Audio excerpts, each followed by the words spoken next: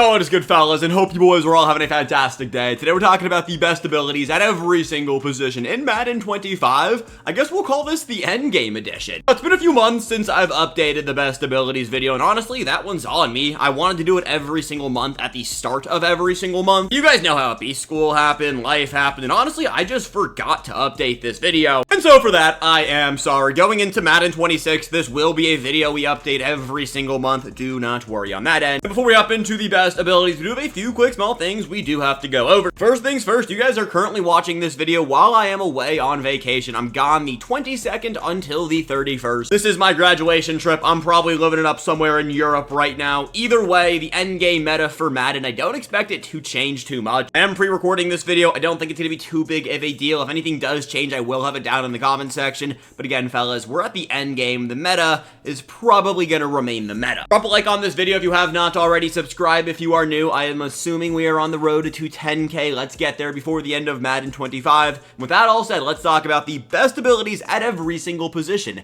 in Madden 25 Ultimate Team. So let's get today started by talking about the most important position on your field, and that is going to be your quarterback. If you think about it, your quarterback touches the ball every single play. This is where you are going to want to spend a majority of your AP. For me personally, when it comes to X factors and passive X factors, the deeper and later we get into the game cycle, more cards are going to have these things called passive X factors. These are essentially X factors, but as abilities. I'm recording this right now, and the only quarterback to have Omaha as a passive X factor is Andrew Luck. Hopefully by the time you guys are watching this video, that remains the case. And so because of that, I'm not going to touch on Omaha, but just know this is essentially wall hacks and cheating, and EA needs to remove this ability. When it comes to other X factors, the passive X factors you want to run on your quarterbacks, dots. This grants perfect passing accuracies on any throw. Shout out Bryce Young for having this as a passive X factor. I don't mind Bazooka. Bazooka's a pretty cool one. Increased throwing yards by 15. It's cool. It's not as good as it used to be. For me personally, the most important passive X factor, or just X factor in general, I guess more passive X factor, is going to be Truz. This makes it so you can't fumble as a result of a tackle. Now, there are ways to make it so Truz does fumble. We'll talk about that when we get to defense,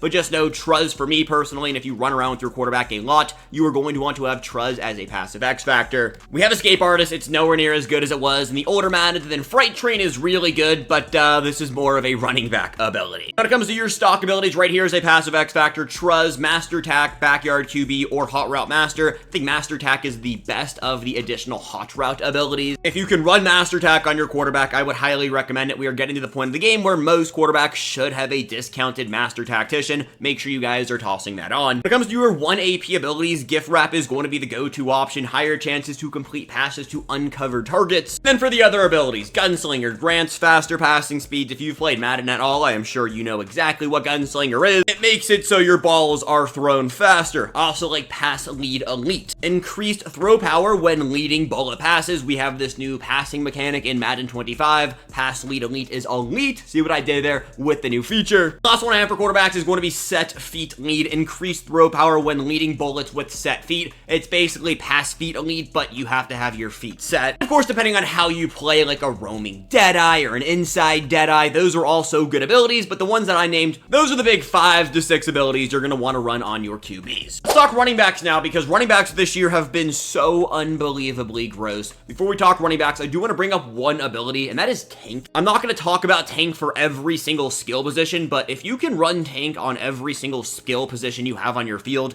you are going to be golden. Those who don't know what Tank does, it breaks hit stick tackles.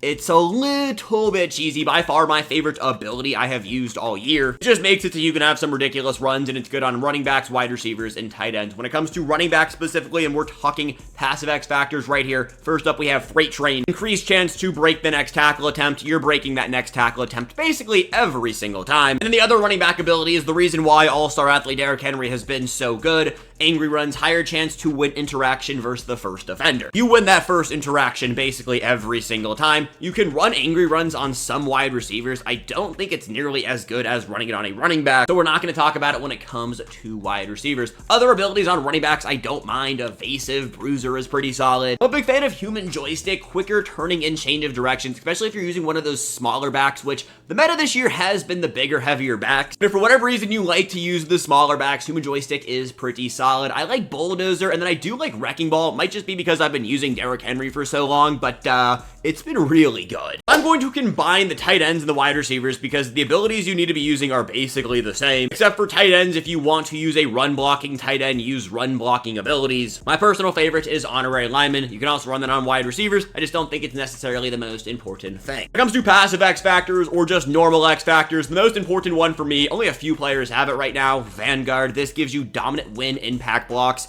Vanguard is a game breaker, especially if you run the football a lot. I am pre-recording this video by about a few weeks, so hopefully by the time you guys are watching this video, we have more Vanguards in the game than just Anthony Munoz and Vernon Davis. It is so unbelievably broken, and if you have not tried out Vanguard, I am telling you, you want to try out Vanguard. Double Me is very good. Rack 'em Up, Yak 'em Up are the other three I like. Max Security is solid. It's good against KOs. Double Me and Rack 'em Up helps beat press coverage or just coverage in general. And Yak 'em Up is very similar to Angry Runs or Fright Train, except it's the first tackle post catch. Then abilities on wide receivers and tight ends, it's very similar to running backs where you like the tanks, the evasive, the bulldozers, but route technician, if you can fit this on your field, this is the, we'll call it the best wide receiver ability. I also like deep elite, deep out elite, deep in elite, and then slot-o-matic. You need to have a slot-o-matic on your slot wide receiver, better cuts and catching on short slot routes. A lot of slot archetype wide, pretty much all of them, and I say a lot, but pretty much all of them are going to have slot-o-matic for 0 AP, so make sure you are using this on your slot wide receivers. I also like grab and go, quicker churning and chain of directions on a rack catch. A lot of players get this for 0 AP, so it is easy to fit onto your team, and it's actually pretty solid. Moving up now, we got offensive line, and I'm just going to read through every single offensive line ability that you need to be using. There is a bunch. We got Secure Protector. This is probably the best one in the game. Stronger protection versus quick block shed moves. Yeah, you're going to want to have that all day. Better protections against frequent shed attempts. Linchpin is cool. You only need linchpin on one offensive lineman. You need to have edge protector on both of your tackles. Stronger pass protection versus elite edge rushers.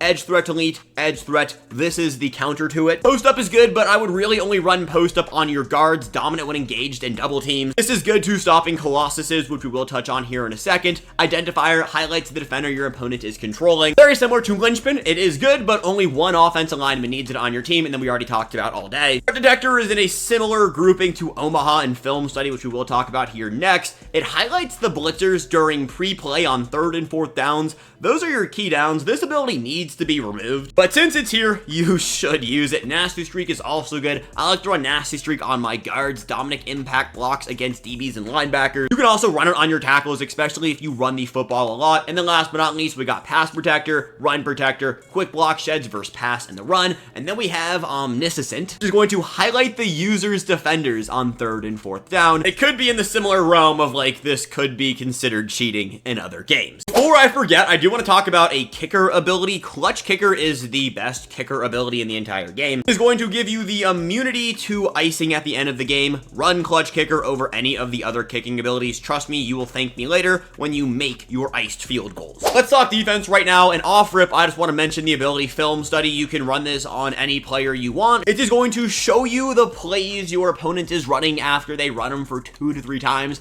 And it is also going to show you the audibles they make in that same play. It's broken, it needs to go, and I don't, like, this would be considered cheating in other games. That is all I'm going to say there. When it comes to DB abilities, all of the KOs, I would consider those S tier abilities. That includes man and zone KOs. I like outside shade, I like inside shade. I also like one step ahead. This gives you faster reactions to receivers' cuts in man coverage. And then both of these gives you faster reactions on cuts inside the numbers, then obviously outside shade, outside the numbers. When it comes to the passive X factors or X factors, the big one right here is going to be universal coverage. It is a little bit broken. It's every single KO all tied into one. Also a fan of shutdown and bottleneck. Shutdown gives you tighter coverage and more interceptions on contested catches. Then bottleneck gives you better man press coverage. The other ability you want to run on every single player that is going to be in coverage for you, Pick Artist. This gives you better catching and improved staminas on interception returns. We all know DBs can't catch footballs in Madden. It's just one of those things, but Pick Artist is the instant counter to this. Pick Artist has been an S tier ability since it's been in the game this year. Run Pick Artist on every single player that is going to be running any form of coverage for you. I'm going to translate down to middle linebackers and safeties that are going to play in the box because there is a little bit of a different stack you want to run on these guys. I'm going to talk about it on Derwin James, but these are also going to apply for linebackers that you use on.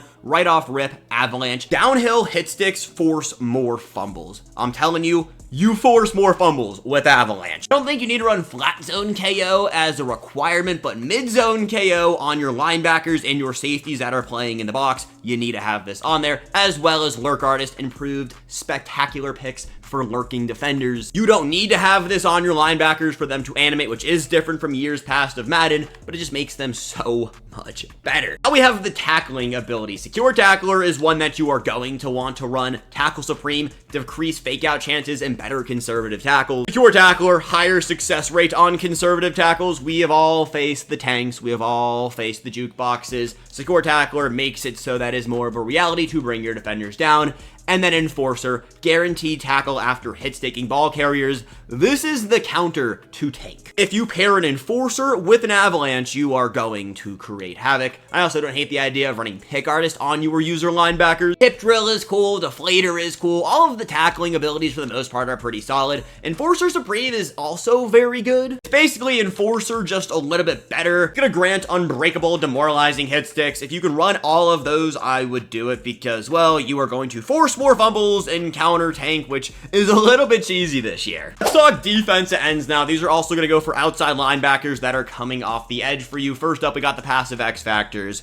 Unstoppable Force is what you want to run on your edge rushers. This is really good for one-on-one blocking scheme. Karlaftis actually gets it as a passive X factor. A lot of players are getting Unstoppable Force as a passive X factor. It's really good off the edge. I'm gonna say this now so it doesn't confuse you. Colossus is what you want to run on defensive tackles. It is for double teams. Unstoppable Force is what you want to run for one-on-ones. Therefore, you run it on your edges. Other abilities, Double or Nothing, Edge Threat Elite, or Edge Threat. I like to run Tackle Supreme if I can on my ends because of how good running backs are this year. It just makes it so you blow them up in the backfield a little bit more often. I do like Tackle Supreme again. Not sure if I mentioned Double or Nothing, but Double or Nothing is another one. It's been good all year. And then No Outsiders is another ability I would consider running. Now when it comes to your interior, it is going to be very similar things to your edges, except you want to have inside stuff on there. Quicker run sheds against inside zone plays. When you are running it on defensive tackles, you are going to want to stop inside zone. I also like goal line stuff. But then Colossus, we talked about Colossus. This is my favorite ability I have used all year on defense. That said, boys, are the best abilities at every single position in Madden 25 Ultimate Team. Let me know down below, what am I sleeping on? What am I missing on? As always, I appreciate you guys. Have a fantastic rest. I have no idea when you guys are watching this video. But until I'm back or whenever you're watching this video, peace, fellas, and have a good one.